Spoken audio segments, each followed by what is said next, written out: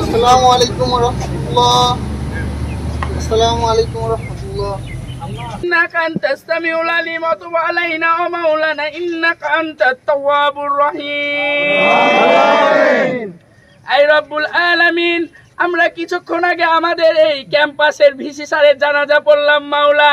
শুধু VC sir নয়, আমাদের প্রশাসনের জানাজা পড়লাম আল্লাহ। আল্লাহ আজকের থেকে তারা আমাদের কাছে মৃত হয়ে গেল মাওলা। মাওলা গো, তারা যেন কোনোদিনও এই ক্যাম্পাসের ভিতরে তাদের চেয়ারটা ধরে রাখতে না পারে, তুমি তাদেরকে সেই রকম নালত দাও।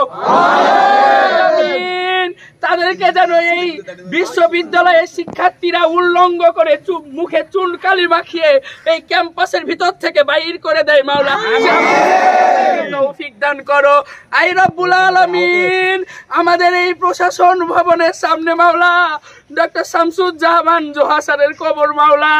আয় আল্লাহ, এই মাজারের উত্তরাধিকারী ভিসি, এই মাজারের উত্তরাধিকারী প্রশাসনের আছে এমন হবে মাওলা, আমরা তা কখনো কল্পনা করতে পারি নাই।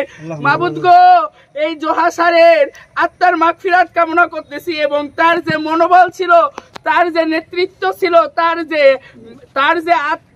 যে হচ্ছে মাওলা নেতৃত্ব মনোভাব ছিল, তার সকল অংশটুকু মাওলা তুমি আমাদের সাধারণ ছাত্রছাত্রীদের মধ্যে দিয়ে দাও। আমরা যেন জোহা স্যারের মুখ উজ্জ্বল করে এই ক্যাম্পাসে অতি শীঘ্রই ফিরে আসতে পারি মাওলা, তুমি আমাদেরকে সেই তৌফিক দিয়ে দাও। মাওলা গো, আজকে যাদের অনুমতি ক্রমে এই প্রশাসনের ভাইয়েরা আমাদের ক্যাম্পাস ছাড়া করলো মাওলা, তাদের উপরে তুমি লানত দাও। মাওলা গো, পরিশেষে আমরা এখানে যারা উপস্থিত হয়েছি মাওলা, আমাদেরকে বিজয় রূপে তুমি আমাদেরকে বিজয় দান করে দাও। আমরা মাজলুম মাবুদ, আমাদের উপর জুলুম করছে, সে যেই পক্ষই জুলুম করছে মাওলা গো, তুমি তাদেরকে এমন পরাজয় দাও মাওলা, তারা যেন এই স্বাধীন দেশ সবুজ বাংলাদেশ থেকে বিতাড়িত হয়ে যায় মাওলা।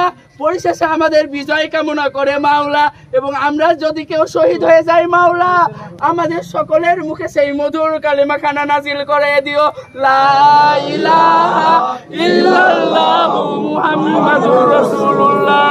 জীবিত ব্যক্তি তার নাম নিয়ে শুধু জানাজা পড়া না, তার আগে একটা উপাচার্যের নামে একটা দিয়েছিল ফেসবুকে, আপনারা দেখেছেন, কালো ছবি দিয়ে মৃত্যুতে শোক প্রকাশ করেছে। তো এটা কি মানসিকতার পরিচয়? এই জিনিসটা আমি আপনাদের মাধ্যমে আমি শিক্ষার্থীদেরকে বলবো যে এরা শিক্ষার্থী না, এরা যদি কেউ রেগুলার স্টুডেন্ট হয়ে থাকে, আমি মনে করি না যে তাদের সেই নৈতিক অধিকার আছে, তাদের সেই ওই নৈতিক অধিকারের জায়গাটুকু নাই। আমি এই বিষয়টা আপনাদের হাতে ছেড়ে দিয়েছি, কারণ তারা যদিও আমাদের সন্তান তুল্য, এটা আমি মনে করি যে তারা যেটা করেছে হয়তো তারা না জেনেই বুঝেই করেছে, আবেগ তাড়িত হয়ে বা কারণ মনে। তো এই বিষয়টা আপনারা দেখুন, আমরা এখানে যারা প্রশাসনে আছি, এখানে যারা শিক্ষার্থী আছে, এরা আমাদের সব পুত্র তুল্য, তাই না? আর তাদের প্রতি আমাদের যে স্নেহ কিন্তু সবসময় নিম্নগামী, আমরা তাদেরকে ভালোবাসি। তারা জানি না এই কাজটা কি হয়ে করেছে, এটা বর্ধিত কিনা, তবে আমরা মনে করি যে এটা আমরা এই বিষয়টা সেভাবে নিই, এটা হয়তো তারা না বুঝেই করেছে। আমরা তাদের এই কাজের জন্য আমরা কিছু বলতে চাই।